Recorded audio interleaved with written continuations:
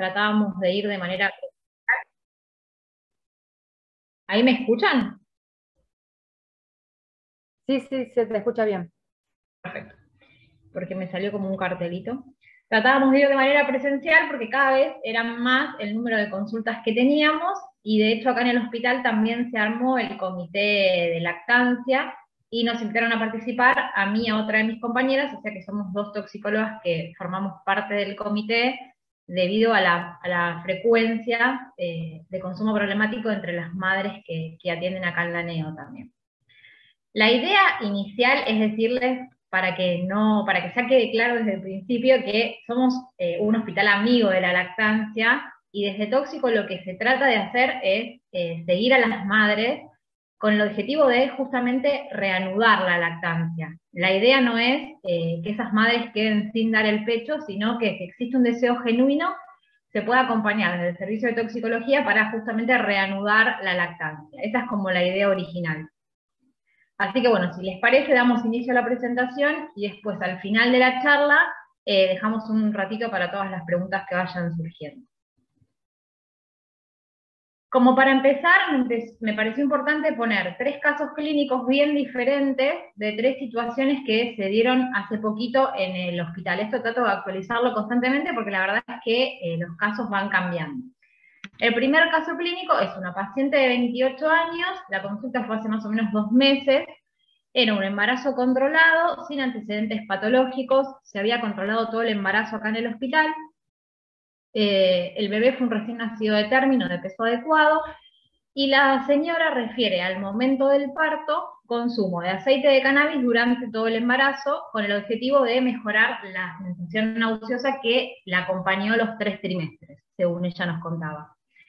Había consumido marihuana fumada antes de enterarse que estaba embarazada, después decidió discontinuar ese consumo, pero sí tenía la necesidad de consumirlo en forma de aceite y no lo había comentado durante la gestación. El último consumo había sido 48 horas previas al inicio del trabajo de parto. En ese momento nos realizan la consulta desde la NEO, desde la internación conjunta, perdón, porque el bebé estaba en el rooming, y decidimos hacerle orina a la mamá y al bebé. Y ambas dieron positiva para cannabis. Se suspendió la lactancia en ese momento de manera transitoria. Ella nos planteaba que realmente tenía el deseo de amamantar a la bebé, entonces se citó a control con la realización de orinas seriadas semanalmente. La primera semana seguía con orinas positivas. Las orinas seriadas las hacemos por lo general solo a la mamá, porque es más fácil y se toman acá en el consultorio bajo la presencia de un médico siempre. Y en el segundo control, es decir, a los 14 días del nacimiento del bebé, ya había negativizado la orina y se logró acá relactar en el consultorio. Después la fuimos citando durante algunas semanas más. Se hicieron nuevas orinas de control que siempre permanecieron negativas y se logró una lactancia exitosa que se sostiene hasta ahora, que el bebé ya tiene 3 meses. Este fue un caso muy gratificante porque logramos acompañar a la mamá y ni bien negativizó pudimos reanudar la lactancia. El segundo caso es una paciente de 40 años, primípara, también con un embarazo controlado, sin antecedentes patológicos, recién nacida de término de peso adecuado, que también refiere al momento del nacimiento recién consumo crónico de cocaína durante los últimos 20 años. Y el último consumo previo al inicio del trabajo de parto. Ella nos comentaba que consumía junto a su pareja, que era el que le facilitaba el consumo, porque era el que le proveía la droga. Se tomaron las muestras, fueron ambas positivas para cocaína y se planteó la misma opción, de suspender la lactancia de manera transitoria, explicando los riesgos que implicaban para el bebé, y se ofreció el seguimiento conjunto con toxicomanías, toxicología y la parte de servicio social para en algún momento poder reiniciar la lactancia, pero esta mujer nunca regresó a los controles. Y el caso clínico número 3 es de un bebé más grande, que en realidad nuestra charla surgió inicialmente por estos casos. Hubo una seguidilla en un año de 10 pacientes que consultaron por lo mismo, y ahí comenzamos a dar esta charla, que era un paciente de 2 meses, que consultó a la guardia de pediatría por presentar palidez, desconexión y pausa respiratoria, o sea, un típico episodio de ALTE, ¿sí? La madre refiere que le realizó maniobras de reanimación y que luego de 10 minutos el niño respondió. En la internación de pediatría, lo que le llama la atención a los pediatras es, pero ¿cómo vos ya sabés realizar las maniobras de reanimación? Hiciste un curso, y ahí surge el antecedente de que el niño había presentado durante estos 2 meses varios episodios de pausas respiratorias, había estado internado en otros hospitales, y en esas internaciones, como parte del protocolo de ALTE, se había realizado el curso de RCP. El bebé no tenía antecedentes patológicos, todos los exámenes complementarios de él eran normales, y ahí la mamá nos cuenta que en realidad ella asocia bien la aparición de esos episodios al consumo de cocaína. O sea, ella consumía cocaína, amamantaba de manera inmediata al niño y él hacía estos episodios.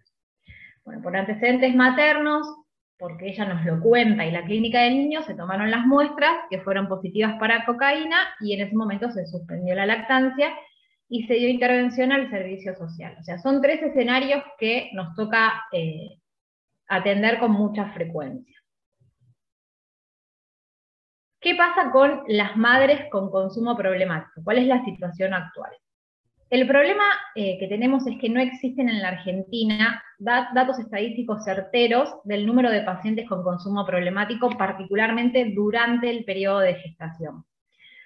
Hay una encuesta nacional que se hizo en el 2018, donde arrojaba que el 19,9% de las embarazadas referían consumo de alcohol y el 18,6% de tabaco.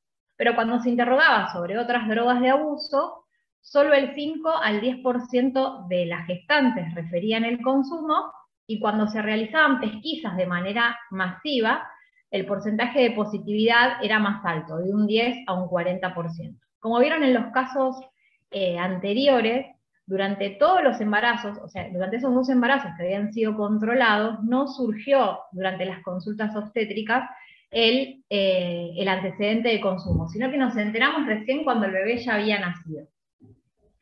Acá hemos ido a hablar varias veces a obstetricia, y por un lado lo que nos plantean como problema es que muchas madres no se controlan el embarazo acá, sino que vienen ya en expulsivo, entonces es difícil pesquisar, quizás se siguen de manera ambulatoria en otros centros, y además que no siempre los ve el mismo médico, sino que lo va teniendo distintos residentes, entonces nunca se llega a establecer, que eso me parece clave, sería ideal que se pueda hacer, que siempre la vea el mismo médico, para poder establecer una buena relación médico-paciente y que la señora sienta la confianza suficiente para confesar o contar su consumo antes de llegar al momento del nacimiento, que en eso evidentemente estamos fallando.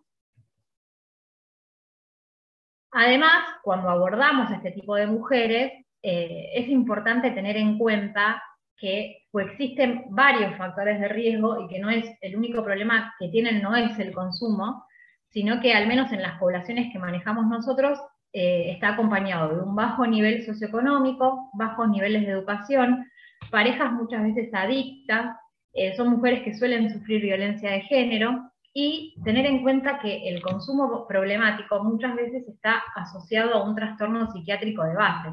El psiquiatra que forma parte del equipo siempre nos explica esto de la patología dual, que hay un trastorno psiquiátrico de base que lleva a que esa persona tenga predisposición para el consumo también. Entonces ahí no queda duda de que el abordaje de estos pacientes tiene que ser multidisciplinario. No alcanza con que haya una puericultora o con que haya un pediatra, sino que tiene que estar psicología, psiquiatría, servicio social. Es muy importante que todos podamos estar disponibles y ayudar a estas madres. La mayoría van a ver que después en la bibliografía hay mucha información de una guía canadiense que habla sobre lactancia y sobre cómo acompañar a estas madres, y establece 5 puntos clave para tratar a las mujeres con consumo problemático durante el embarazo y la lactancia. Y estos 5 puntos son, por un lado, centrar el tratamiento en el binomio materno-fetal, partiendo desde la gestante, y no focalizarnos exclusivamente en la salud del bebé fetal o del bebé cuando nace, digamos, sino poder acompañar a la mamá, como decíamos antes, pesquisar por qué esta señora consume, cuál es la red de contención que va a tener.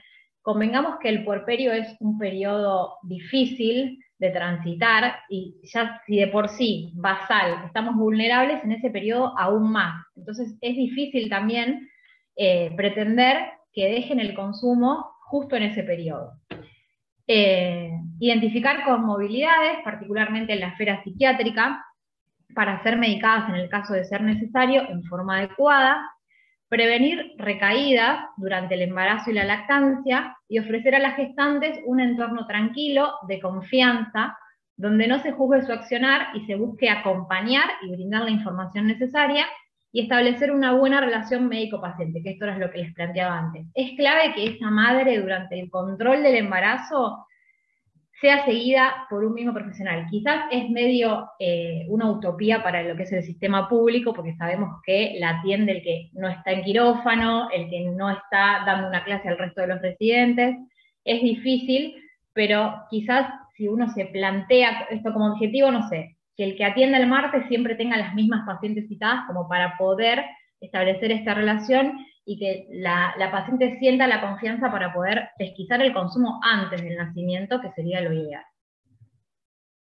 Con respecto a qué pasa con las drogas de abuso y la gestación, como charlábamos antes, es importante pesquisar el consumo en este periodo, desde la primer consulta.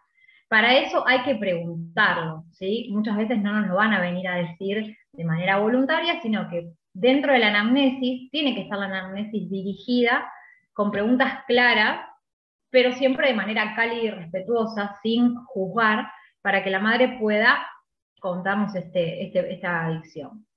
Remarcar que cualquier consumo, desde yuyos, aceites, tés, fármacos de uso habitual, siempre deben ser informados al médico tratante, para poder así asesorar de manera correcta.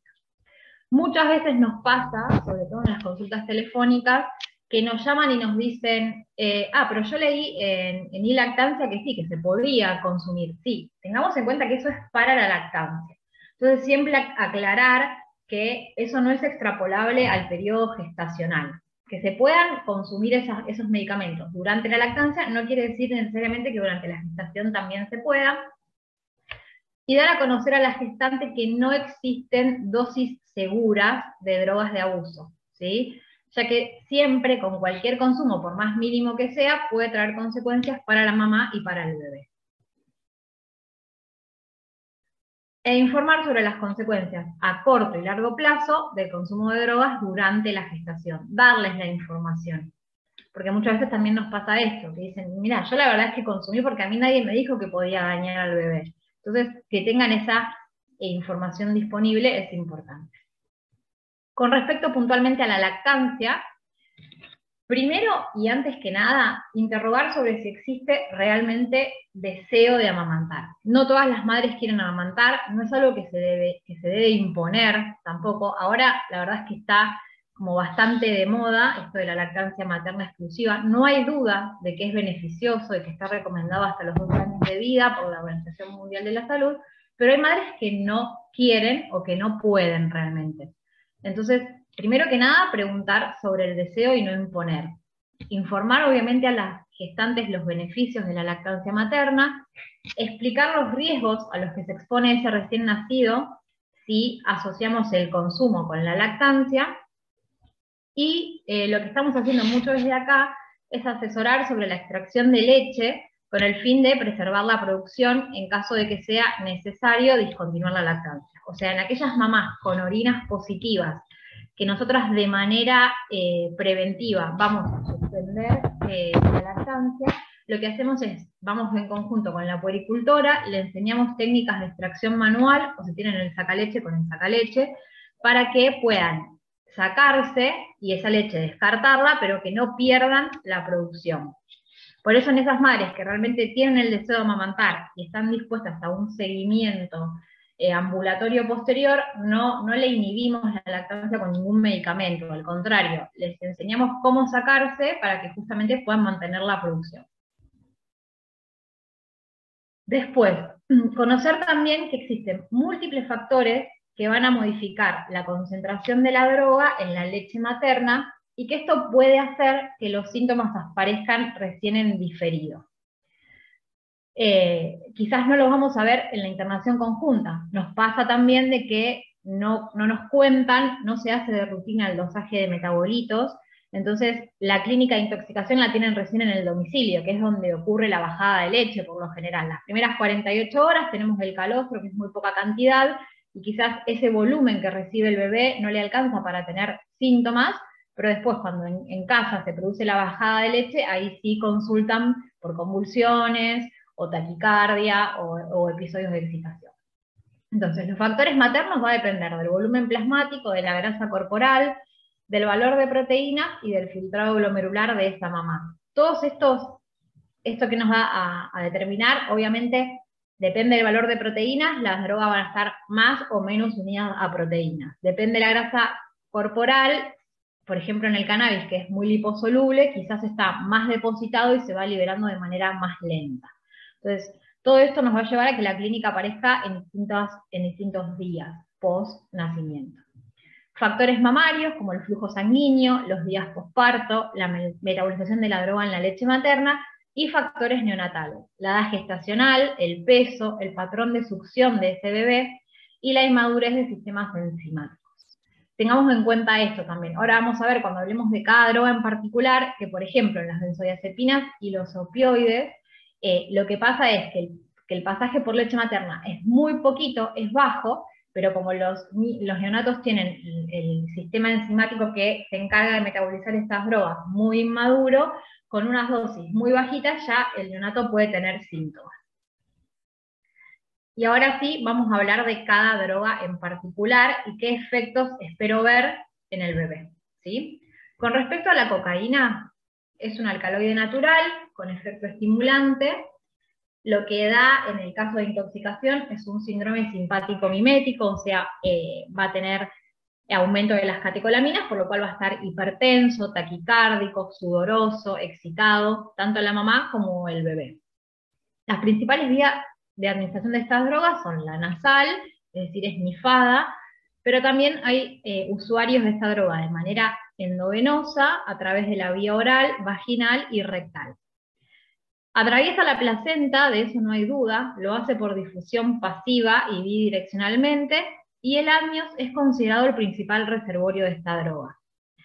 La pseudocolinesterasa, que es la enzima que se encarga de metabolizarla, tiene una actividad disminuida en el feto, el lactante y la embarazada, ¿sí? O sea, tienen menos capacidad de metabolizarla, con lo cual a menor dosis voy a tener mayor toxicidad. Su consumo durante la gestación, durante el embarazo, del aporte de oxígeno y nutrientes, generando en ese bebé un estrés oxidativo. Cuando se estudian las placentas de estas mamás, lo que se revela es la presencia de trombosis, infartos y hemorragias focales. Tienen una mayor frecuencia de crisis hipertensiva, aparición de preeclampsia o eclampsia, desprendimiento de placenta por aumento de justamente esta contractibilidad uterina y mayor riesgo de parto prematuro. Eso es el consumo durante el embarazo. Uy, esta filmina quedó desfasada. Eso con respecto al pasaje transplacentario. Esperen que acá me quedó una filmina desfasada. A ver qué se desordenó. Bueno, se las digo así de memoria. Ahora, ¿qué pasa qué le pasa al bebé? Eso es todo lo que vamos a ver en la placenta, digamos. Pero ¿qué consecuencias va a tener el feto? Lo que vamos a ver es mayor riesgo de retraso del crecimiento intrauterino, microcefalia, hemorragia e infartos intracraneales, atresia e infarto intestinal, son bebés que tienen mayor riesgo de hacer enterocolitis necrotizante. Anomalías cardíacas, lo que está descrito es que puede causar transposición de los grandes vasos, coartación de aorta, arritmias e isquemias. Anomalías renales, con obstrucción uretral con hidroureter e hidronefrosis, e hipoplasia de los músculos abdominales, que es el conocido como abdomen en ciruela pasa o síndrome de Prumbel. Es importante que sepamos que todas estas malformaciones son causadas por la interrupción del flujo sanguíneo hacia esos órganos.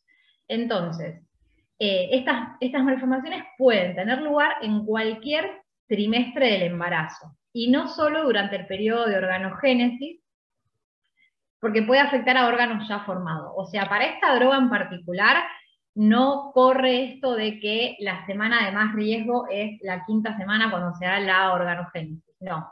Si bien obviamente esa semana es como la de mayor riesgo, porque se da la formación de la mayoría de los órganos, sepamos que el riesgo está presente y latente durante todo el embarazo, porque un órgano que se desarrolló adecuadamente puede necrosarse, involucionar, dañarse, por quedarse en alguno de los otros meses sin el flujo sanguíneo adecuado.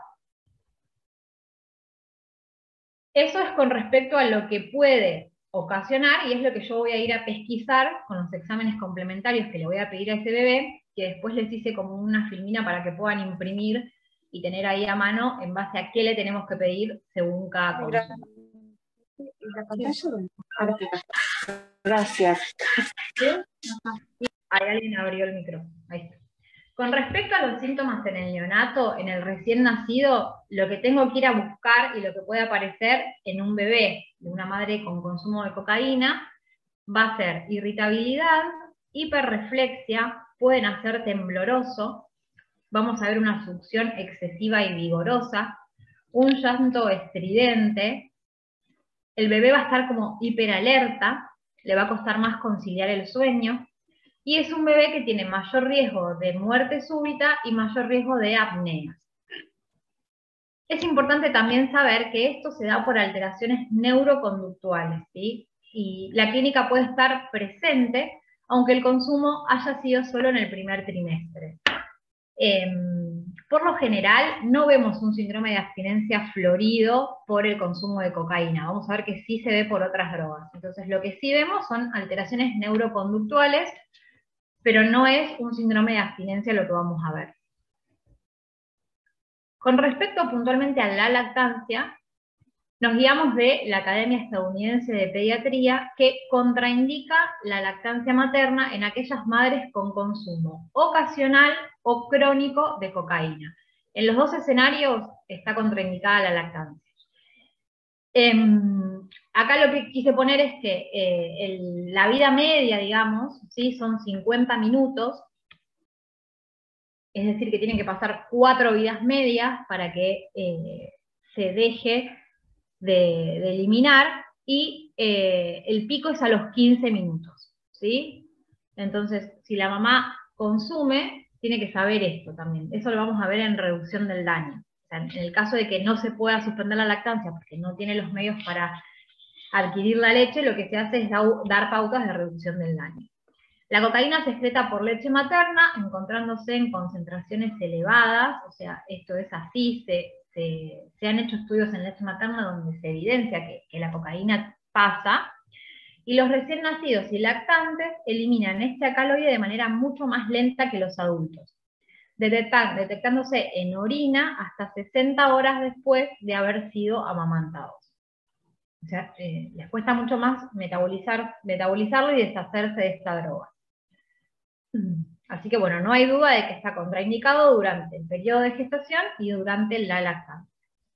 Con respecto al cannabis, hay un aumento del consumo en los últimos años, cada vez se utiliza con más frecuencia, hay una falsa creencia de que es una droga inocua, y hay un nuevo modo de consumo que es el cannabis medicinal, sobre todo en forma de aceite para la hiperemesis gravídica.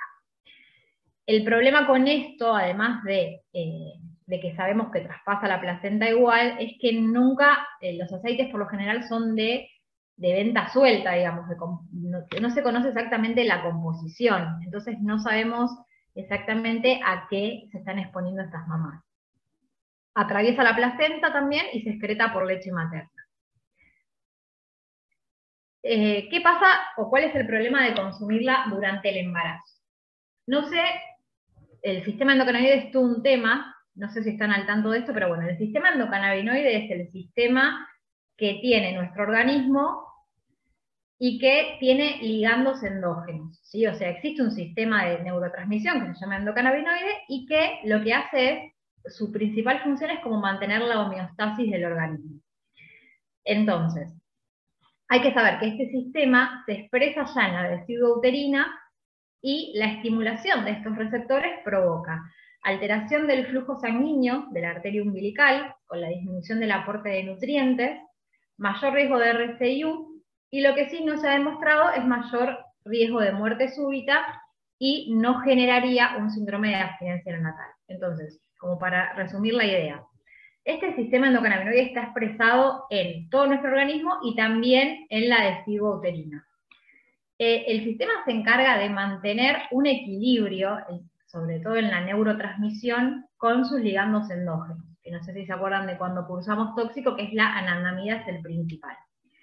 Ahora, cuando uno introduce marihuana, lo que hace es interrumpir este equilibrio, porque el sistema va a estar estimulado por demás, no solo por los ligandos endógenos, que mantienen el equilibrio, sino por los ligandos exógenos que yo estoy introduciendo en mi cuerpo, ya sea por el cannabis fumado, por el aceite, o por las distintas vías de uso del cannabis. ¿Qué va a pasar en el bebé? Al momento del nacimiento puede tener temblores, irritabilidad y alteraciones del sueño, pero lo más importante y preocupante son las consecuencias a largo plazo. Son nenes que suelen tener alteraciones del neurodesarrollo, déficits cognitivos y trastornos del comportamiento. Justamente por eso, porque afecta el equilibrio de este sistema de neurotransmisión, y las consecuencias a largo plazo es lo más preocupante. Las alteraciones demostradas y reportadas con mayor frecuencia son disminución de la agudeza visual, alteraciones en el razonamiento y comprensión verbal, déficit cognitivos, bajo nivel académico alcanzado y alteraciones en la memoria y la comprensión. Y se darían por disrupción de las funciones reguladoras del sistema endocannabinoide endógeno en etapas tempranas del neurodesarrollo. Así que bueno, yo lo que estoy haciendo, que me parece que está bueno, es decirle a todos los que llaman para consultarnos y que tienen mamás con orinas positivas, como poder informarles a los pediatras que van a hacer el seguimiento, que estén atentos a esto, ¿sí? Que fue un niño que durante toda la gestación y la lactancia, o si lo pesquisamos tarde o durante toda la gestación, estuvo expuesto a cannabis y que hay que prestar especial atención en la adquisición de pautas durante estos primeros 2 años, que son tan importantes para finalizar con el neurodesarrollo, y estar atentos al inicio escolar, de que puede haber alteraciones y menor rendimiento escolar. Muchas veces como pediatras nos llegan estos... La mamá es consumidora de cannabis, y la verdad es que como hay tanto consumo y hay tantos pacientes con estos trastornos, es importante tener esta información para poder, aunque sea, preguntarlo. Con respecto a la lactancia, la Academia Estadounidense de Pediatría contraindica la lactancia materna, justamente por esto que venimos charlando, de que ese niño va a tener consecuencias a largo plazo. El problema con el cannabis es que no va a tener una convulsión el paciente, entonces quizás sin saberlo las mamás dicen, bueno, pero yo la verdad es que consumo y al bebé no le pasó nada. No, no le va a pasar nada ahora, no va a estar más excitado, no va a estar más somnoliento, no va a tener nada visible, pero estamos dañando sí su neurodesarrollo.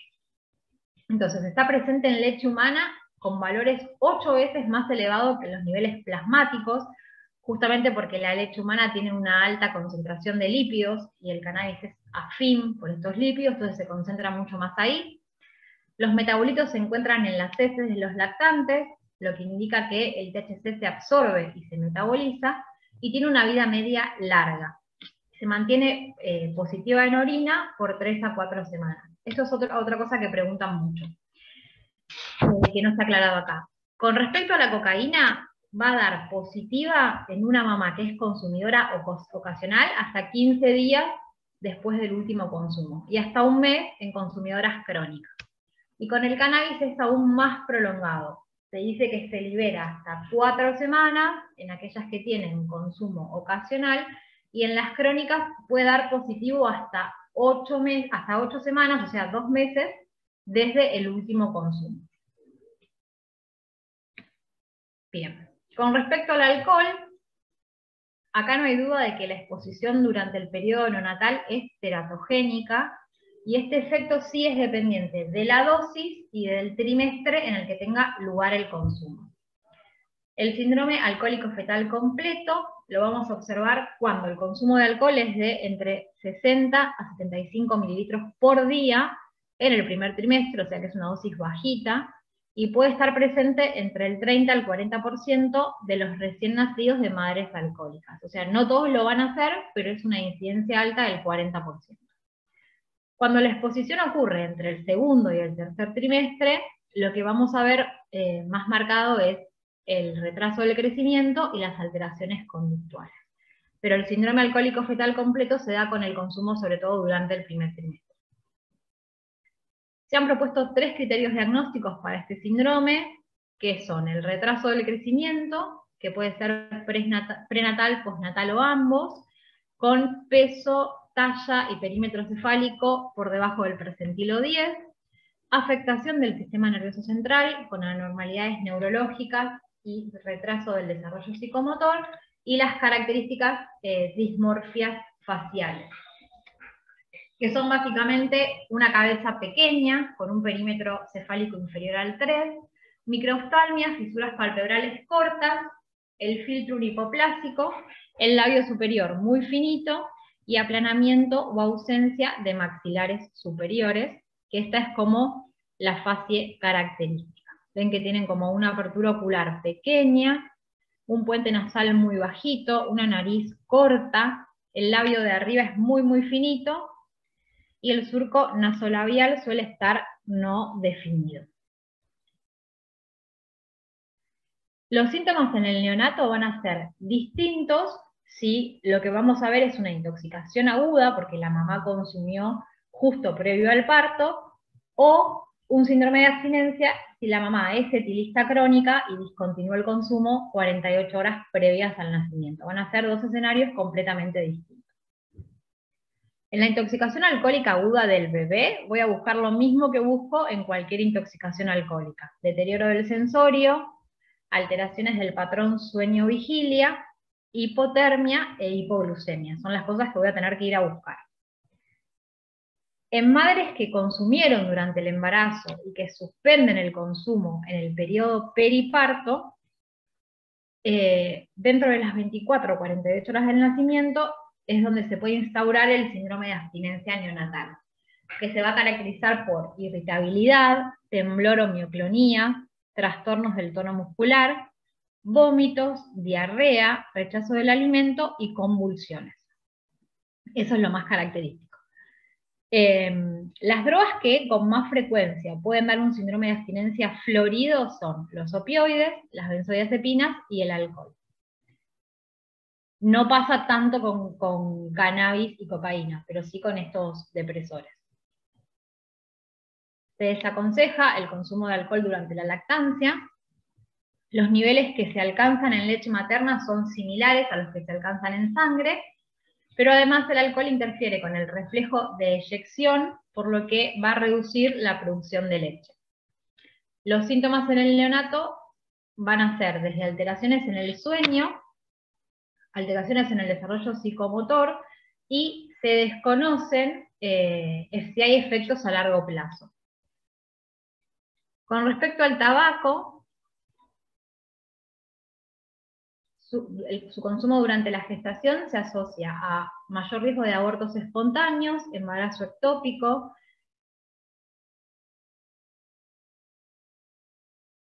placenta previa y estados de hipercoagulabilidad con mayor riesgo de trombosis.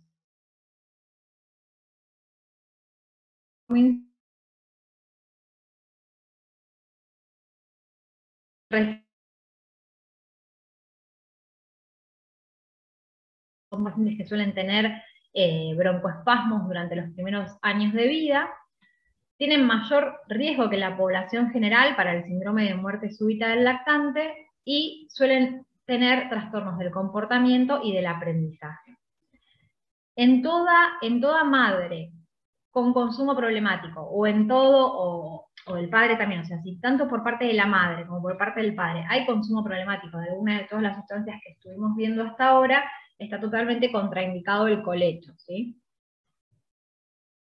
Con respecto a la lactancia, se sabe que la nicotina y otros compuestos se transfieren al bebé a través de la leche, y también se produce una transferencia considerable de sustancias con el humo de segunda mano. El humo de segunda mano es el que le van a hacer llegar al bebé aquellos convivientes o aquellas visitas que fumen en el hogar siempre que esté presente un nene.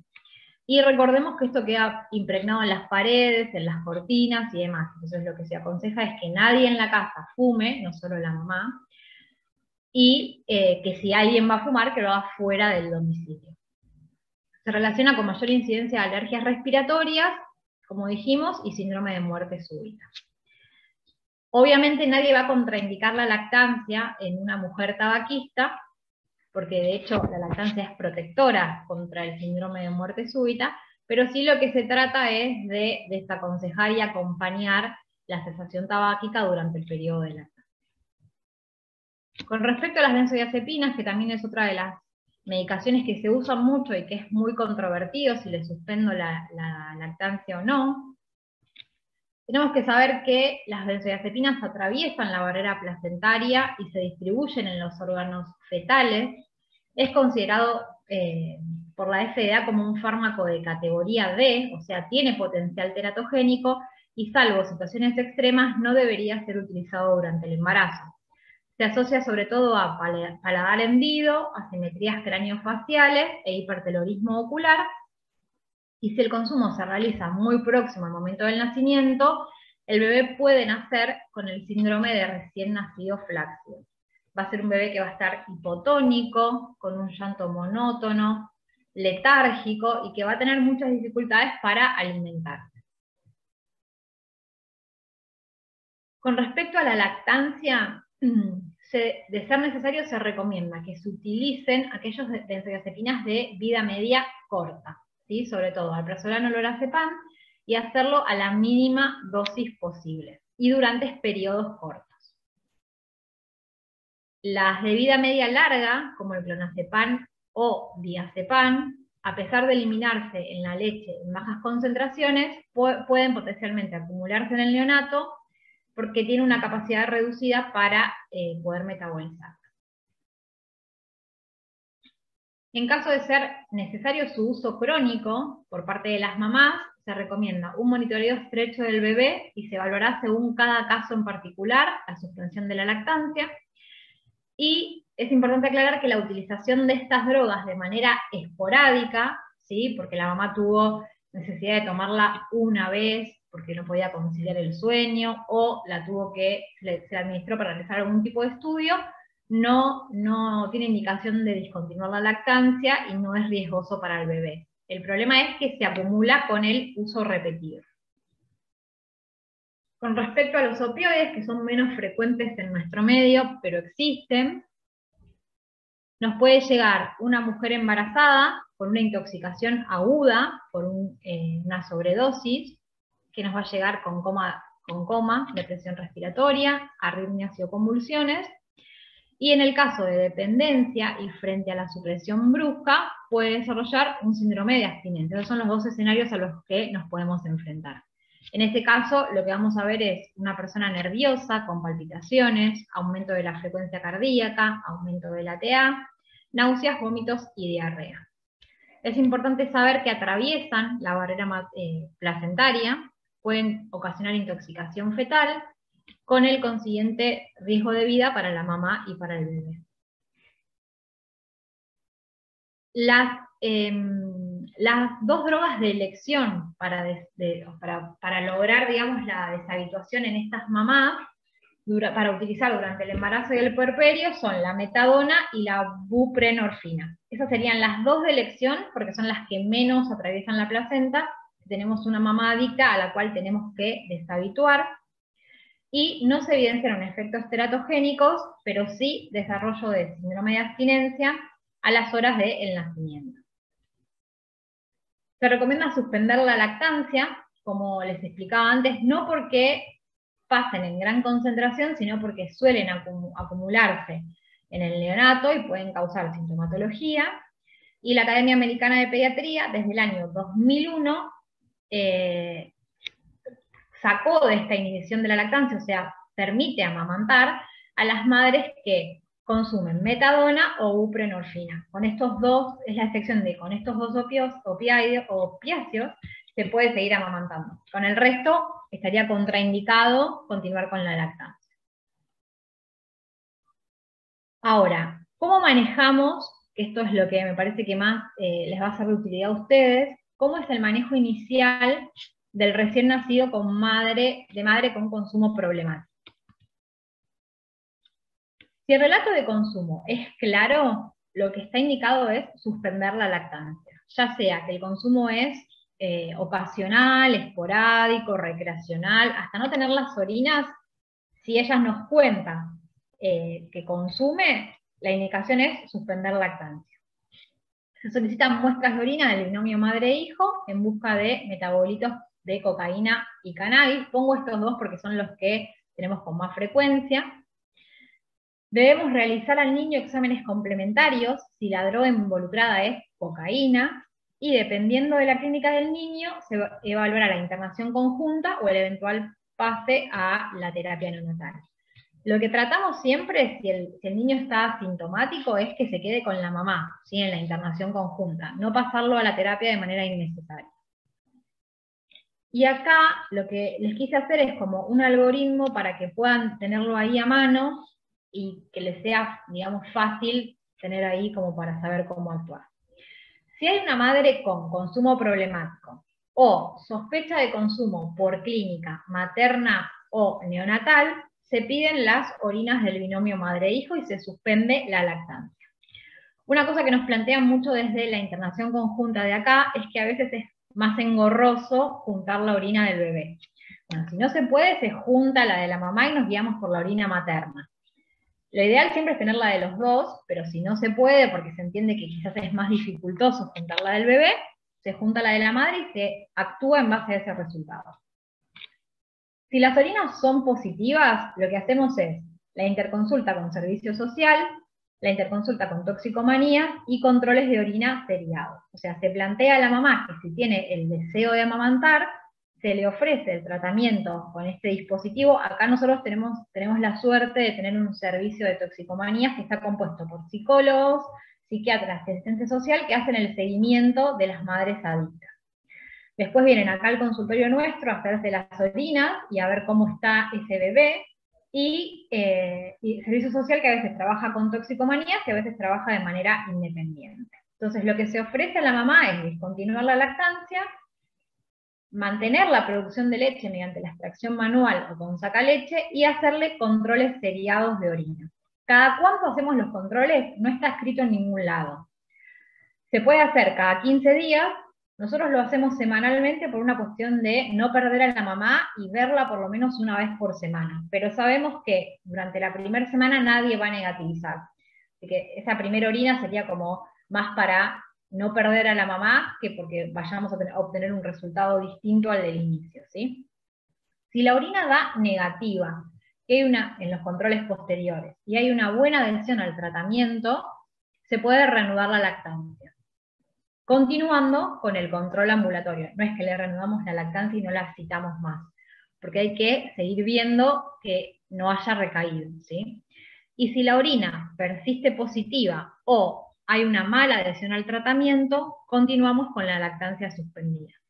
Lo que hacemos acá al menos es no guiarnos solo de la orina, sino ver cómo está esa mamá en base al tratamiento con el servicio de toxicomanía, ¿sí? No es ir solo por la orina, sino también por su adhesión al tratamiento. Ahora, yo estoy ante este mismo escenario. Tengo la mamá con una sospecha clara. Le hago las orinas y la orina me da positiva para cannabis. No es necesario hacer ningún examen complementario más. No se le pide electro, no se le pide laboratorio. Pero sí alertar al médico que va a hacer el seguimiento de ese bebé sobre que preste especial atención al neurodesarrollo. En cambio, si la orina es positiva para cocaína, lo que se hace es, se pide un laboratorio con CPK, CPKMB, troponina, electro, y se debe realizar, no es la condición necesaria para el alta, pero sí durante el primer mes, mes y medio, 2 meses, debería tener realizado una ecografía cerebral, un ecocardio y una ecografía abdominorenal. ¿Por qué? Por todo lo que vimos que puede alterar el consumo de cocaína. Esa sería una diferencia importante. Al de cannabis no se le pide nada, no hace falta pedirle ningún examen complementario más que la orina positiva, suspender la lactancia y citar a control para reiniciar lactancia cuando esa orina negativiza. Con respecto al diagnóstico de consumo problemático, el diagnóstico de laboratorio, hay distintas maneras de medirlo, se puede medir en sangre, en orina, en saliva, en pelo, hasta en meconio, ¿sí? Nosotros lo que hacemos acá es medir en orina, acá en la mayoría de los centros se mide en orina, y lo que buscamos es, para el caso de cocaína, su metabolito, que es benzoiletogonina, y en el caso de la marihuana, lo que se mide es el delta 9 tetrahidrocannabinol. En caso de que uno sospeche consumo de alcohol, si la muestra se hace en sangre, la alcoholemia es en sangre, en un tubo de química o en una jeringa heparinizada, y no hay que limpiar la zona donde vamos a tomar la muestra con alcohol porque nos puede alterar el resultado. ¿A quién le voy a pedir la muestra? A las madres que nos relatan el consumo, o si yo encuentro clínica compatible con consumo, o sea, con intoxicación o con síndrome de abstinencia, en el neonato o en la mamá. Esas serían las 3 indicaciones. E idealmente se debe tomar la muestra del binomio. Y con respecto al screening en pediatría, se lo debería pedir si sospecho abuso o negligencia infantil, si un menor de edad nos relata consumo, o si hay una intoxicación involuntaria o accidental. Si es un mayor de edad que viene y nos dice, fumé marihuana, no se pide de rutina. ¿Cómo tomo y remito la muestra? Siempre la toma de muestra debe ser supervisada por un médico. No le puedo dejar el frasquito en la habitación e irme, porque esa muestra puede meter cualquier cosa en el frasco recolector. Siempre tiene que haber un médico pesquisando la toma de muestra. Lo mismo hacemos en los controles posteriores. No traen la orina desde su casa, sino que les damos el frasco cerrado acá y lo juntan en el baño de acá, delante nuestro. Se debe rotular de manera clara y confeccionar 2 órdenes por separado, una para el bebé y una para la mamá, y si lo van a mandar acá, tienen que poner siempre nombre y apellido, DNI y fecha de nacimiento, y lo traen a nuestro servicio que queda en el primer piso, sector CD. Siempre antes de enviar las muestras es importante hacernos la consulta para poder asesorarlos, y porque si no, no se las van a procesar, y las muestras deben ir acompañadas de una cadena de custodia, que será enviada desde nuestro centro. Es una planilla que va a firmar el que pesquisa la toma de muestra, el ambulanciero que la va a trasladar, y después la firmamos nosotros, que somos los que recibimos la muestra, y después el bioquímico que la procesa. Por eso la muestra nunca debe ser trasladada por un familiar. La idea es que la traiga un personal del hospital, para justamente que esta muestra no sea adulterada, que tenga que sea más fidedigna. Esta es la planilla que les solemos mandar, que ya la deben tener, es la que nos asegura de que esta muestra fue tomada de una manera supervisada, ¿sí? Y cómo abordamos a estas madres con consumo problemático. Es un poco un resumen de lo que veníamos charlando. Primero, en el manejo preparto, lo ideal sería abordar el consumo desde el inicio de la gestación. Poder lograr la deshabituación durante la gestación sería el escenario ideal. Brindar información sobre el efecto del consumo durante el embarazo, identificar la red de cuidado de cada paciente, entrenar sobre crianza y lactancia, y ofrecer otras posibilidades de alimentar al neonato si la mamá así lo desea. O sea, si vamos a suspender la lactancia, o si ella no quiere dar la teta, poder asegurarles el acceso a la fórmula, que realmente está muy cara. Con el manejo posparto, asesorar sobre pautas de cuidado del neonato en el domicilio, pactar controles posaltas frecuentes, como decíamos antes, a cargo de un equipo multidisciplinario, informar a la paciente cómo debe actuar en caso de recaída durante el puerperio, y realizar orinas de manera frecuente y bajo supervisión con el fin de pesquisar recaídas. Básicamente lo que les decimos acá es que si ellas reanudaron lactancia porque ya tienen orinas negativas y tienen una discusión o la necesidad de consumir, que vuelvan a suspender la lactancia, que se saquen y tiren esa leche y que vuelvan a consultar con nosotros, ¿sí? Y ahí iniciamos el circuito nuevamente.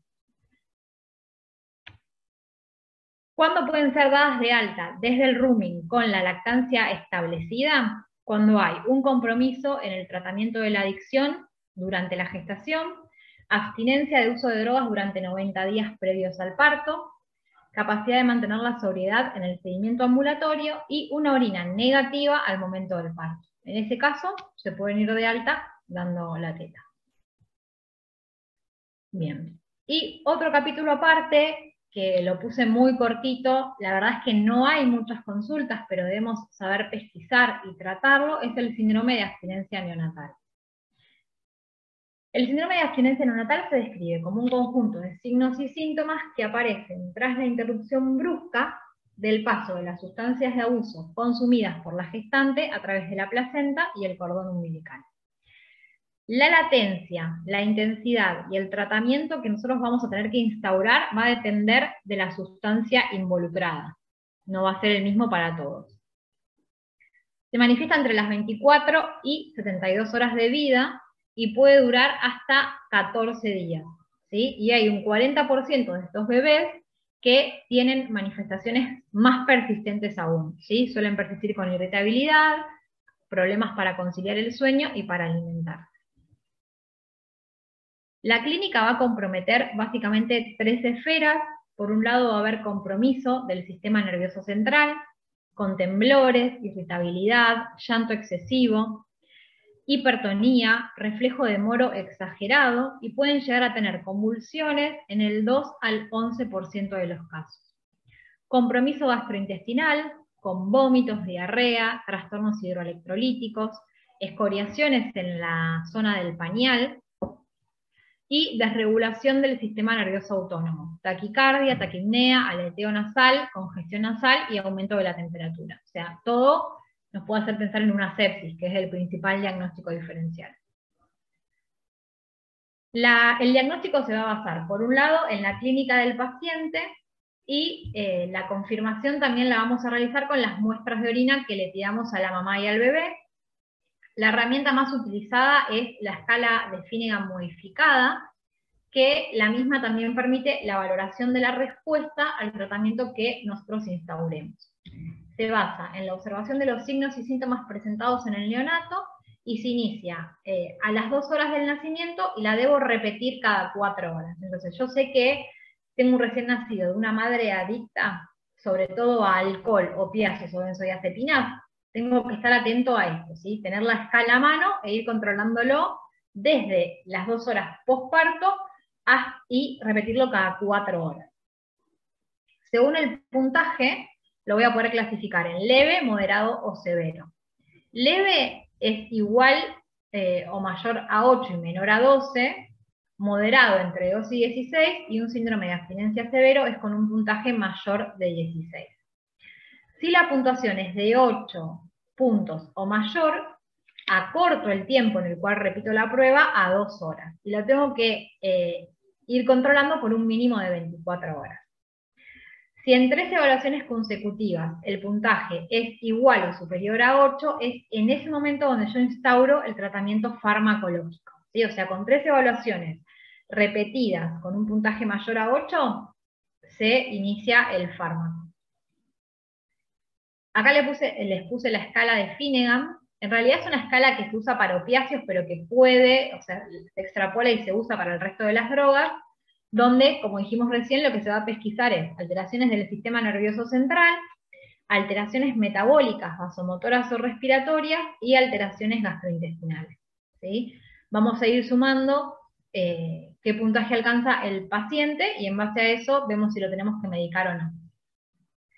El tratamiento no es solo farmacológico, sino que hay medidas ambientales, sobre todo manipular al bebé de manera suave, fomentar el contacto piel a piel, evitar estímulos externos, que haya luz tenue y bajo nivel de ruidos, y promover la internación conjunta siempre que se pueda. Eso va a ser clave para que el bebé esté más tranquilo y contenido.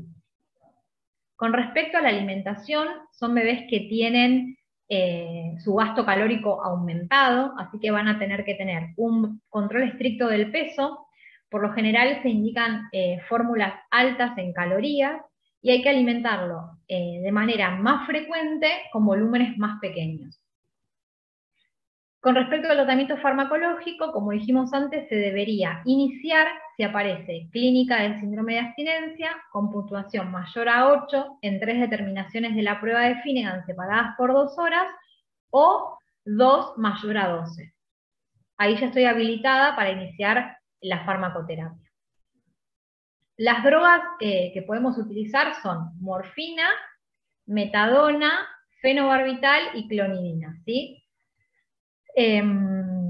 Bueno, la morfina, digamos que lo que tiene como beneficios, que tiene una vida media corta, debe ser proporcionada cada 3 o 4 horas, y la dosis de morfina puede ser elevada rápidamente ante puntuaciones más altas de la escala. Y sin embargo el CT debe ser gradual. Digo que tiene este beneficio porque yo cada 4 horas, cuando revalúo la escala, puedo ir aumentando, si es necesario, la dosis de morfina por esta vida media corta que tiene. La otra opción es la metadona, que tiene una vida media más larga, suele administrarse cada 12 horas, y también la puedo ir aumentando en base a la modificación de la escala. El fenobarbital es la droga de elección para aquel síndrome de abstinencia que no sea por opiáceos, no previene las convulsiones, ni mejora los síntomas gastrointestinales, eso es como lo que tiene en contra, y la clonidina es otra de las opciones, que es un agonista alfa-adrenérgico de acción central, pero tiene mucho riesgo de hipotensión en los neonatos, o sea, no se usa tanto, sería como la menos elegida. Acá lo que les puse básicamente es, según cuál es la droga de abuso involucrada, cuál es la droga que voy a utilizar para tratarlos y las dosis de cada una, y cómo ir descendiendo básicamente la morfina y el fenobarbital, que quizás excede un poco el objetivo de la presentación de hoy, pero me pareció importante que lo tengan ahí a mano y disponible por si se llega a presentar un paciente con síndrome de abstinencia neonatal. Con respecto a las conclusiones, para ir terminando, se debe suspender de manera inicial la lactancia materna en todas las madres con uso problemático de drogas de abuso, siempre planteando la posibilidad de relactar a esos bebés. El abordaje inicial y el posterior seguimiento siempre debe ser de manera interdisciplinaria y no solo por el pediatra o el neonatólogo. Y en el caso de que la madre demuestre buena adhesión al tratamiento y se confirme mediante muestras representativas la cesación del consumo, se podrá reanudar la alimentación con pecho materno si la mamá así lo desea. Acá les puse toda la bibliografía para que puedan buscar los artículos que usé para la presentación y espero que les haya gustado. Bueno, muchas gracias, Jessica. La verdad que una presentación muy clara y muy completa. Abordaste casi todas las drogas de consumo más habitual que tenemos en nuestra problemática habitual. Y bueno, nada más que agradecerte. También quería sumar a la mesa de discusión a la doctora Cecilia Bastón, que es médica pediatra, es coordinadora de la internación conjunta del Sanatorio Otamendi, tiene un posgrado en farmacología clínica del Comité de Lactancia. Así que bueno, ahora lo que quieran preguntar, abren el micrófono. Hay una pregunta escrita que voy a leerle y después, si quieren, levantan la manito para poder preguntar. Y acá la pregunta era, a ver, acá. Teniendo en cuenta la dosis y la idiosincrasia, ¿se toma como diferente el consumo de aceite de cannabis versus el consumo de cannabis inhalado? La verdad es que la experiencia con aceite de pacientes con consumo de aceite de cannabis que tenemos es chiquita, ¿sí? Habremos tratado 2 o 3 pacientes, no mucho más. Y el problema que tuvimos es que todos los aceites que nos traían eran de preparación casera. El problema con esto es que no sabemos qué concentración tienen de THC, que es el fitocannabinoide, que es estimulante, o de CBD, que es el que es depresor. Ese es el problema, ¿no? No sabemos, no es como el que hay uno ahora de producción nacional que se compra en la farmacia, que es solo para la epilepsia refractaria, pero los aceites que consumen nuestras pacientes no sabemos la composición. Entonces nos manejamos igual, y lo que sí vimos en los 3 casos es que negativizaron mucho más rápido que con el consumo de cannabis fumado. Con el cannabis fumado tardan por lo general entre 1 o 2 meses en negativizar las orinas y poder reanudar la lactancia, y con el aceite como máximo tardaron 1 mes y ya obtuvimos orinas negativas y pudimos reanudar, y además fue mucho más fácil que ellas dejen de consumirlo. Como lo usaban por síntomas propios del embarazo, al finalizar el embarazo dejaron de tenerlos, dejaron de consumirlo y se pudo reanudar la lactancia con más facilidad. Ok, creo que ese grupo de pacientes es la que hablábamos, que quizás tenga mayor éxito el tema de la relactación, digamos, ¿no? Y no inhibirle la lactancia sin poder pensar que ellas sí pueden llegar a dejar de consumir, más que nada por este uso esporádico. Quizás el planteo viene en las mamás que tienen cualquier tipo de adicción ya más instalada, en cualquiera de los tóxicos que hablamos en la charla, porque, bueno, es quizás las que tienen menos adhesión y en las que uno puede hacer un seguimiento un poco más diferenciado, y a veces no vuelven al seguimiento, y entonces ahí se nos plantea la disquisición de decir a quién podemos seguir y a quién no, ¿no? Esa es una gran incógnita entre nosotros. Y bueno, y esto de no estigmatizar, y otra de las cosas que hiciste es el comentario que me parece muy oportuno, es el tema del interrogatorio, cuando no hacerlo en una sala donde compartan con otras madres, poder hacerlo en forma privada. Y también me quedo con esto de trabajar en el embarazo, y que podamos hablar de este tema, y de la misma manera que preguntamos a una madre situaciones sobre antecedentes de diabetes, de hipertensión, podamos preguntar libremente en la consulta obstétrica el tema de consumo de drogas, ¿no? Porque me parece que ese es el lugar donde podríamos trabajar para que estos neonatos se vean menos afectados y que quizás tengamos un éxito con una repercusión más importante para el binomio, ¿no? Tal cual, sí. De nuestra experiencia lo que más nos cuesta es las mamás con consumo de cocaína. Son las que más nos cuesta que vengan directamente al control. Directamente las perdemos muchas veces. El servicio social las llama, las recita, pero no siempre acuden. Claro. Y además son los bebés que tienen sintomatología más grave por el pasaje por leche materna. O sea, por lo general llegan con convulsiones, paro, episodios de ALT, entonces son los que están más en riesgo. Y con respecto a la pesquisa durante el embarazo, sí, me parece que ahí es una gran falencia, y quizás también es como que nosotros nos tenemos que sacar el tabú y poder preguntarlo libremente, para que ellos sientan la confianza de poder decirlo. Sí, sí, sí. Cecilia, no sé si preguntarte, vos trabajás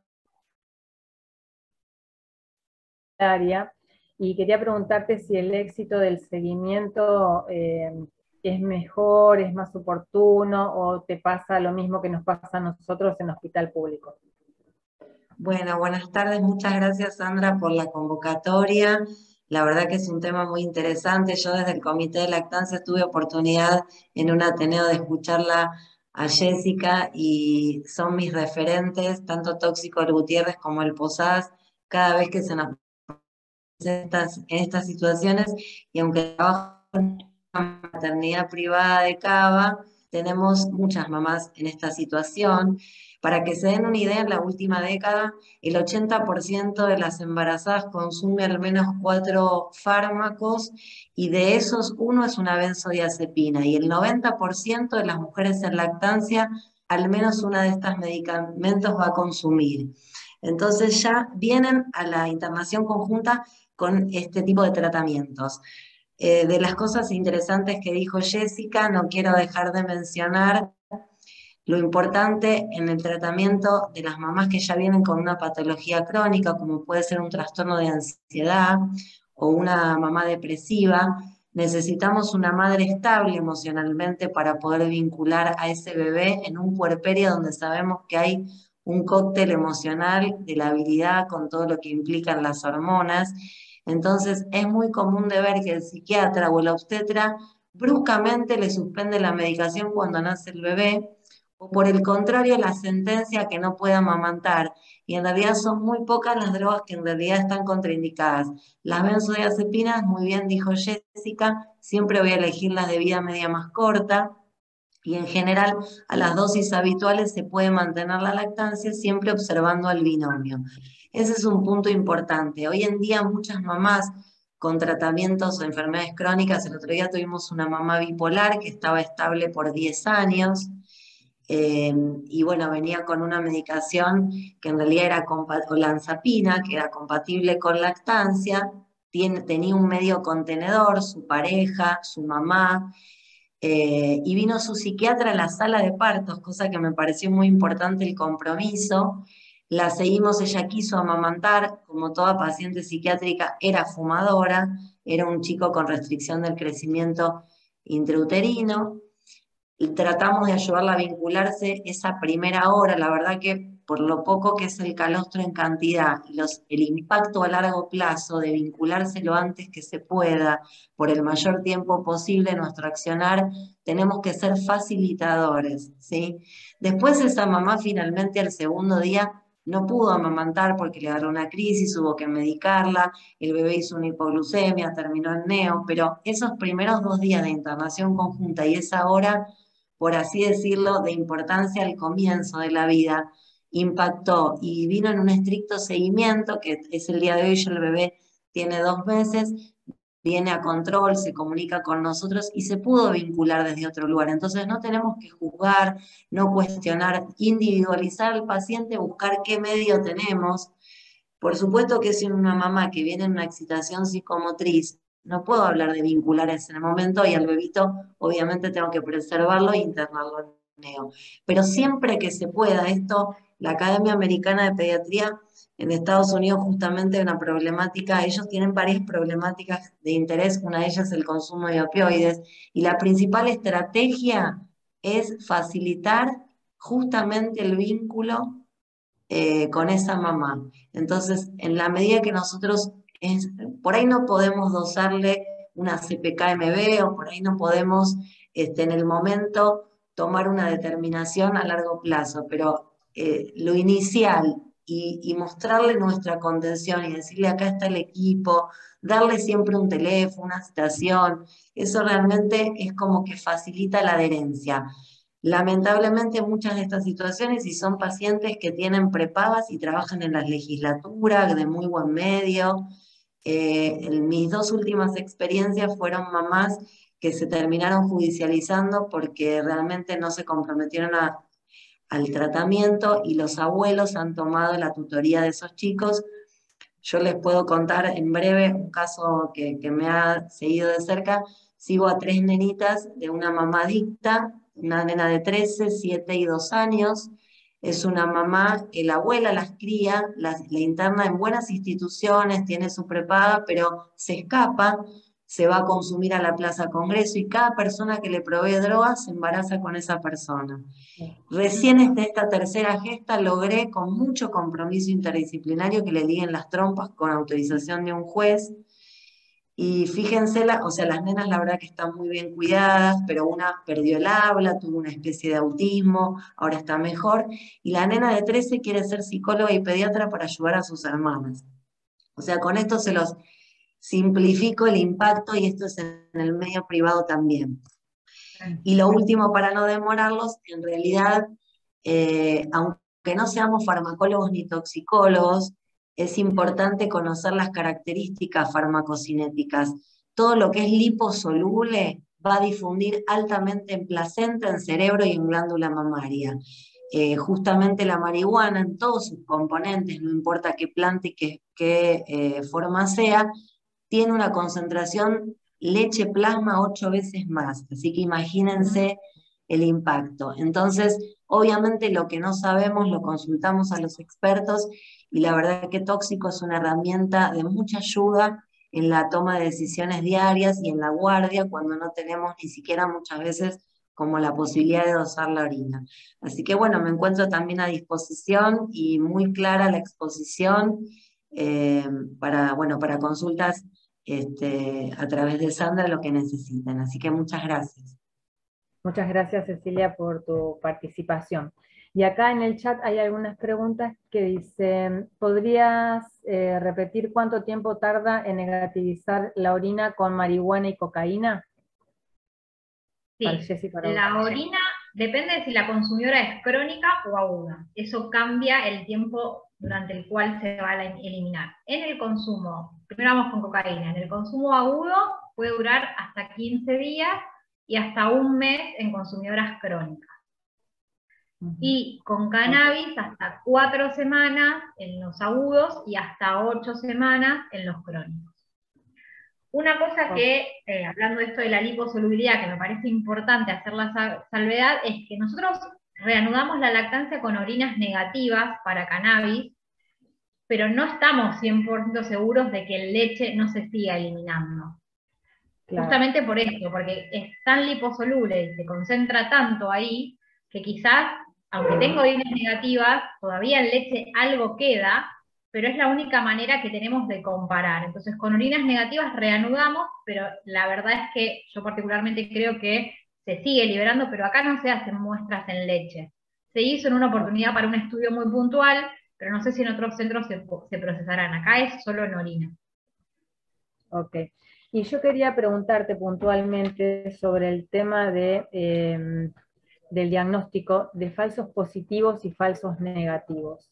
Si nos puedes comentar algo sobre esto. Hay, no lo tengo acá a mano, pero después si quieren se los envío.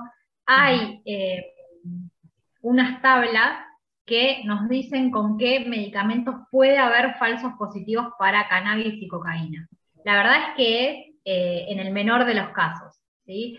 Sí hay mayor riesgo de falsos positivos con éxtasis, que sí, con muchos fármacos de uso habitual, como es el ibuprofeno, los protectores gástricos, puede dar positivo para éxtasis y que en realidad no haya sido la droga de consumo, pero con cannabis y con cocaína, no es tan alto el porcentaje, pero les busco el cuadrito con qué puede dar cruzado y se los mando.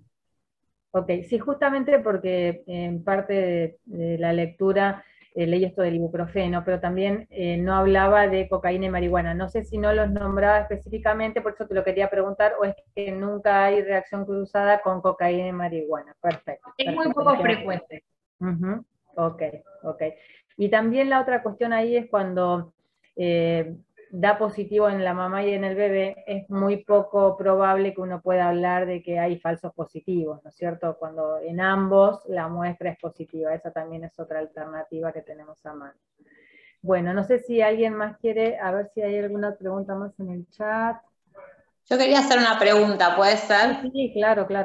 En las situaciones de consumo de marihuana, cuando es recreativo, no es sistemático, o cuando hay situaciones puntuales en donde se consume marihuana, ¿cómo se maneja el tema de la lactancia? Ay, ¿me lo puedes repetir? ¿Viste cuando se trata de un consumo recreativo, cuando no es una cuestión sistemática, digamos, cómo se maneja ahí el tema de la lactancia? Si la mamá nos comenta que el consumo es ocasional y recreacional, siempre igualmente nos guiamos por las orinas.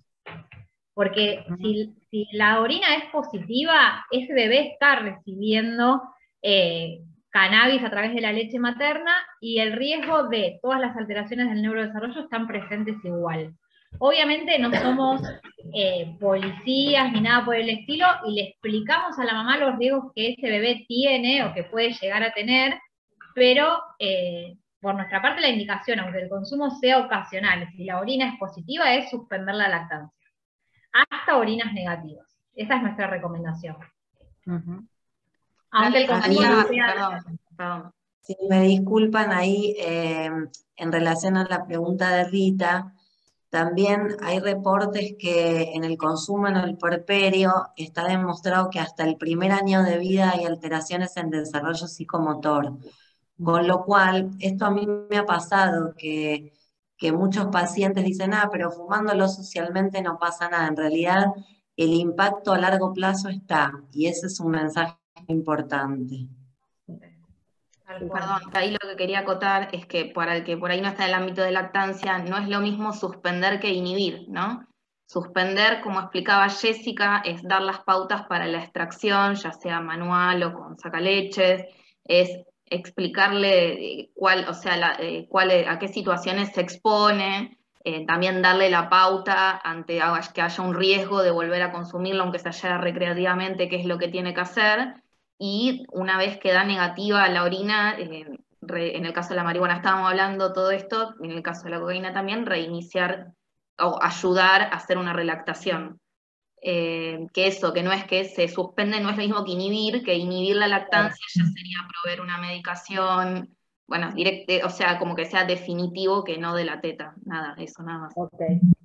Acá en el chat justamente Verónica pregunta, en madres con consumo problemático de cocaína serio, ¿no es preferible inhibir la lactancia, ya que son esas pacientes las que no vuelven a control y queda un recién nacido expuesto al daño sabiéndolo nosotros? Sí, creo que no, ese es uno de los casos que uno, si sabe que la madre tiene consumo muy problemático, me parece que es una indicación precisa de inhibir la lactancia. Creo que este justamente es el caso porque sabemos que esa mamá no va a venir a los controles y es probable que ese niño se vea muy perjudicado si sigue amamantando. Yo creo que ese es un caso donde se debe inhibir, ¿no? Claro, Otro comentario, perdón, disculpen, en relación a que la marihuana y la nicotina, por ejemplo, inhiben la producción de prolactina, entonces son mamás que en general, las mamás fumadoras, tanto de tabaco como de marihuana, van a tener dificultad en la lactancia y menor producción, con lo cual también es importante la estrategia con una consultora en lactancia, una puericultora, como bien decía Leila, el abordaje para si uno quiere reiniciarlo, y siempre por sobre el riesgo-beneficio. Por ejemplo, la madre fumadora ha demostrado mucho más beneficio aún que siga amamantando que no lo siga haciendo, ¿no? Sí, pero también tener en cuenta, ¿no?, que la suma de tóxicos es perjudicial en lo que es evolutivo para el bebé, es decir, aunque sea nicotina y marihuana, nicotina y cocaína o alcohol asociado a cualquiera de las otras drogas, el policonsumo tiene un efecto más deleterio a su vez en ese recién nacido, ¿no? Sí, dos cosas que me parecen importantes aclarar. Esto de inhibir la lactancia en el consumo de cocaína, digamos, crónico, y en una mamá que tiene un alto consumo y que vemos que no tiene buena adhesión, el problema es si la mamá quiere, ¿sí? Nosotros las mamás que tenemos acá, en el momento inicial, ellas nos plantean como que quieren realmente poder relactar, por eso siempre suspendemos la lactancia y no la inhibimos. Entiendo que el riesgo es muy alto de mandar a esa mamá con esa posibilidad, pero por eso es tan importante el seguimiento posterior, el trabajo conjunto con servicio social, para que si no viene, se la pueda ir a buscar, se pueda insistir en controlar a ese bebé, pero sin el consentimiento de la madre, no sé si estamos habilitados para inhibir la lactancia. La verdad es que desde acá nunca lo hicimos todavía. Eso por un lado. Y después aclarar que si bien uno, hay que ponerse en contexto, si bien uno, la verdad es que insiste un montón con la extracción de leche, con que se saquen y que descarten esa leche para conservar la producción, para que no se pierda la producción de leche, la verdad es que la situación es muy desbordante para esas mamás. O sea, vuelven a su casa con un recién nacido, tienen que sacarse leche, tienen que darle la mamadera al bebé, tienen que dejar de consumir, es como mucho. La verdad que es mucho, en pleno puerperio y desbarajuste hormonal. Entonces es re importante nuestro acompañamiento, es clave. Sin eso no van a poder, por más que le pongan toda la voluntad. Así que nosotros insistimos mucho en recitarlas seguido, aunque las primeras orinas no sean significativas para eso, para acompañarlas y no perderlas. Y les decimos que traigan el sacaleche y que nosotros les enseñamos a sacarse acá en el consultorio. Me parece que ese acompañamiento, que muchas veces a veces es difícil llevarlo a cabo por la gran demanda de pacientes que hay, es clave para que ellas puedan sostener, si tienen el deseo, la lactancia a largo plazo. Ok. Acá tenemos otra pregunta que dice, ¿se le hace firmar algún consentimiento en donde se da por entendido las consecuencias de continuar con el policonsumo? No. Nosotros no les hacemos firmar ningún consentimiento, sí queda todo asentado en la historia clínica. La historia clínica acá está digitalizada y está todas las evoluciones ahí, las nuestras, las del servicio social, que se da la explicación, que se dan las pautas de alarma, pero firmar no firman nada. No. ¿Tampoco para la extracción de la muestra? ¿Para un consentimiento? No, tampoco. Por lo general solo la pedimos cuando hay clínica sospechosa en el bebé o en la mamá, o cuando ella nos relata el consumo. En un momento que se hizo un estudio y que se pesquisó a todas las mamás, aunque no tuvieran clínica ni antecedentes, ahí sí se firmó el consentimiento y se pidió autorización para esas tomas de muestra. Pero si la clínica o el relato lo amerita, no lo pedimos. Ok. Bueno, no sé si... Pero perdón, ¿por qué no se pide? No, o sea, no es necesario el consentimiento para hacer ese estudio de la muestra, para tomar la muestra y... No, si ella te dice, si ella te relata que consume, la verdad es que no lo pedimos porque ella misma nos está contando y lo único que hacemos es confirmarlo para poder darle el curso legal, digamos, y si es necesario después judicializar el caso, tener esa herramienta legal.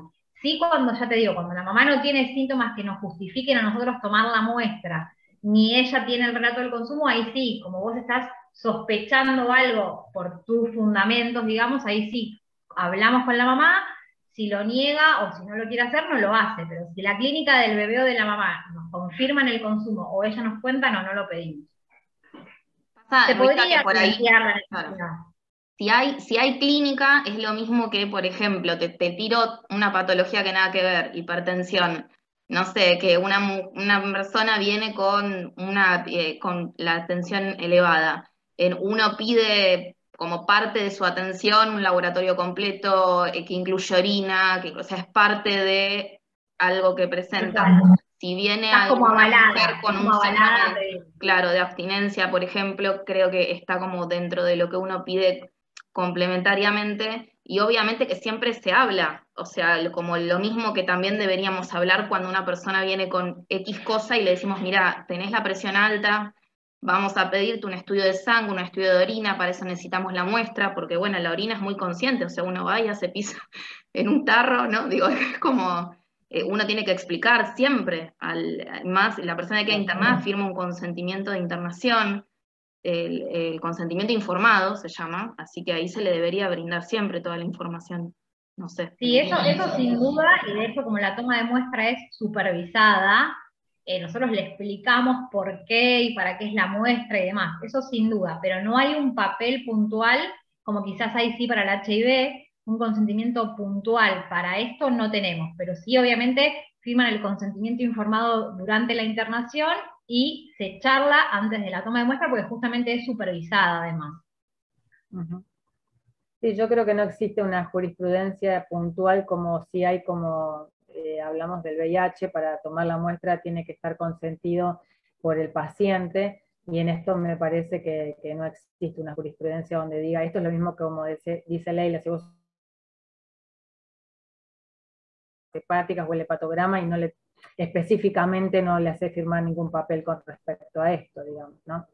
No sé en privado, Cecilia, si ustedes... En esas situaciones lo que nos ayuda bastante es el equipo perinatal. Muchas veces es el obstetra quien nos avisa, y otras veces hasta incluso podemos hacer una entrevista prenatal, o en este caso, como yo les conté, que el psiquiatra, nunca me pasó que un psiquiatra venga desde la sala de partos y se comprometa todos los días a seguir a la paciente y el trabajo interdisciplinario. Nosotros, en relación a esto, bueno, no tenemos ahora un comité de ética, se está volviendo a formar, pero sí hay un departamento legal y se trata de hacer todo lo que tiene que ver con el derecho a la revocación del paciente. Cuando acá la paciente está acompañada, está lúcida, lo testimonia ella misma, en realidad es como tal cual lo relata Jessica.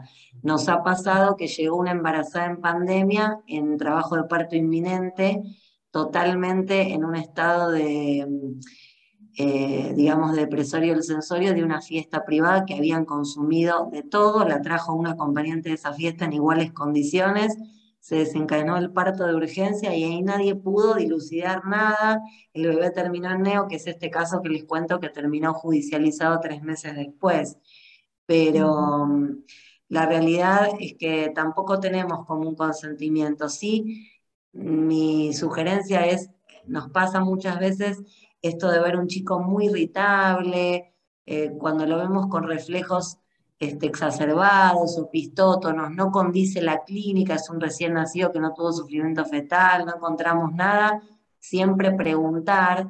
Me ha pasado con fluoxetina, me acuerdo de una mamá, un bebé que lo seguía un mes con una irritabilidad marcada, le hicimos estudios neurológicos, lo vi en neurólogo, no me cerraba nada, y la madre termina contando en la tercera consulta que era depresiva desde los 14 años y le habían duplicado la fluoxetina en el último trimestre.